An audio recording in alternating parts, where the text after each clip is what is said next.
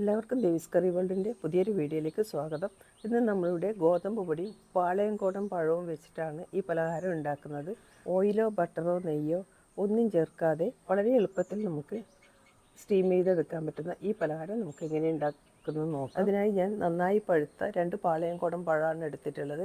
എത്ര കറുത്തിട്ടുണ്ടെങ്കിലും കുഴപ്പമില്ല, നമുക്കിത് എടുക്കാം. ഇതിന് പകരം നിങ്ങൾക്ക് നേന്ത്രപ്പഴം വേണമെങ്കിൽ എടുക്കാം. നന്നായി പഴുത്തിട്ടുണ്ടാവണമെന്ന് മാത്രം. ഇത് ഞാനൊരു പാത്രത്തിലേക്ക് തൊലി കളഞ്ഞ് എടുക്കുന്നുണ്ട്. സാധാരണ ഇതുപോലെ അധികം പഴുത്തു പോയ പഴം നമ്മൾ കളയാറാണ് പതിവ്.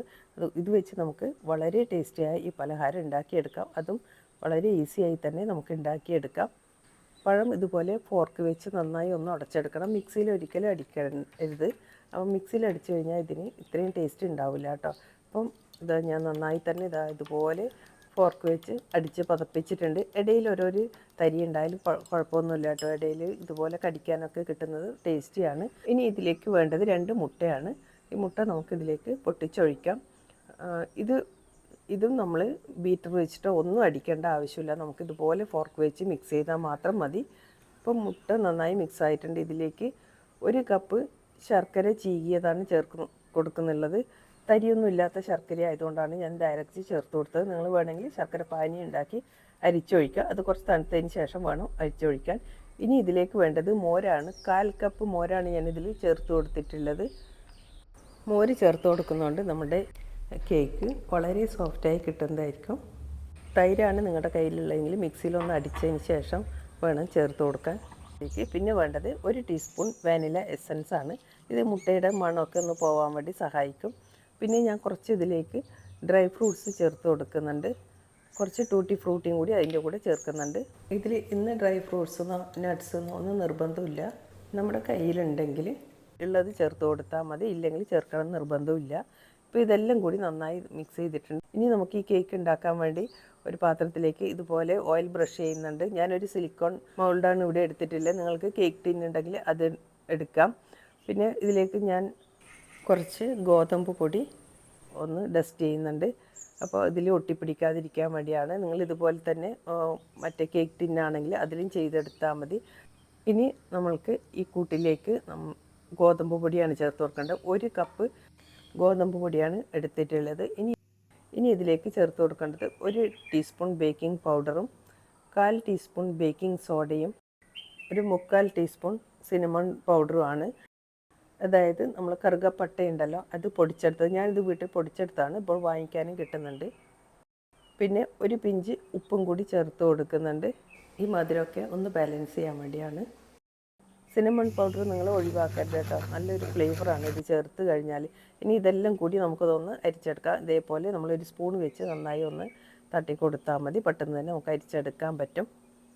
ഇനി ഇത് ഈ മാവിലേക്കിട്ട് നന്നായി ഒന്ന് മിക്സ് ചെയ്യണം. ഒരു വിസ്ക് വെച്ചാണ് ഞാനിതൊക്കെ മിക്സ് ചെയ്തെടുക്കുന്നുള്ളത്. നമ്മൾ മിക്സി ഒന്നും ഉപയോഗിക്കേണ്ട. അപ്പോൾ ഇതുപോലെ ഒന്ന് ഒരേ സൈഡിലേക്ക് തന്നെ നമ്മൾക്ക് ഇതിളക്കി നന്നായി ഒന്ന് യോജിപ്പിച്ചെടുക്കാം. ഇനി നമ്മളൊന്നും വെള്ളമോ പാലോ ഒന്നും ചേർക്കേണ്ട ആവശ്യമില്ല. ഇതിന് കറക്റ്റാണ് കേട്ടോ. നമ്മളുടെ ഈ ബാറ്റർ എല്ലാം മിക്സ് ചെയ്ത് കഴിയുമ്പം ഇതൊക്കെ കറക്റ്റായി വരും. അപ്പോൾ ഈ ഒരു കൺസിസ്റ്റൻസിയിലാണ് നമ്മളുടെ ബാറ്റർ ഉണ്ടാവുക. ഇനി നമ്മൾ ഇതിലേക്ക് ഈ ബാറ്റർ ഒന്ന് ഒഴിച്ചു കൊടുക്കണം. ഒഴിച്ചു കൊടുത്ത് നന്നായി ഒന്ന് ടാപ്പ് ചെയ്യണം കേട്ടോ. ഇതിന് ബബിൾസ് ഉണ്ടെങ്കിൽ എല്ലാം പോകാൻ വേണ്ടിയിട്ടാണ് നന്നായി ഒന്ന് ടാപ്പ് ചെയ്തെടുക്കുന്നത്. അപ്പം നമ്മൾ ഈ കേക്ക് ഉണ്ടാക്കുമ്പോൾ പാലോ പഞ്ചസാരയോ ബട്ടറോ ഓയിലോ ഒന്നും ചേർക്കുന്നില്ല കേട്ടോ, നെയ്യോ ഒന്നും ചേർക്കുന്നില്ല. അപ്പം എല്ലാവർക്കും കഴിക്കാൻ പറ്റുന്ന ഒരു കേക്കാണ് ഞാനിന്ന് ഇവിടെ ഉണ്ടാക്കുന്നത്. അപ്പോൾ ഇനി ഇത് നന്നായിട്ട് ഇതുപോലെ ഒന്ന് ടാപ്പ് ചെയ്ത് കൊടുക്കണം. ഞാനിത് എയർ ഫ്രയറിലാണ് ഉണ്ടാക്കുന്നത്.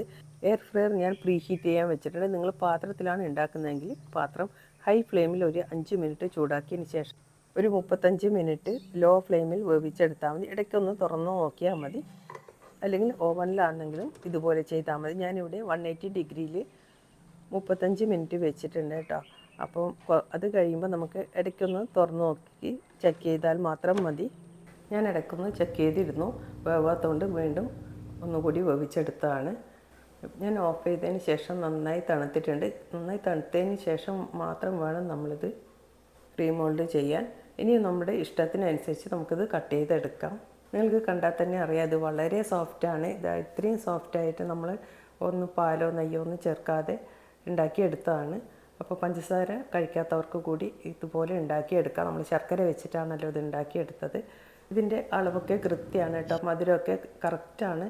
അപ്പം നല്ല മധുരമൊക്കെ ഉണ്ട് ഈ കേക്കിന്. സാധാരണ ഉള്ള അതേ മധുരത്തിൽ തന്നെ നമുക്ക് കിട്ടിയിട്ടുണ്ട്. പിന്നെ മോര് ചേർക്കുന്നതുകൊണ്ട് നിങ്ങൾക്ക് തോന്നണ്ട ഇതിന് ടേസ്റ്റ് വ്യത്യാസം വരുമെന്നില്ല. നല്ല ടേസ്റ്റാണ് കേട്ടോ. ഈ ടെക്സ്ചറും കൂടി കുറച്ചും കൂടി നന്നാവുന്നുണ്ട് ഞാൻ മോര് ചേർത്ത് ഉണ്ടാക്കി നോക്കിയപ്പം.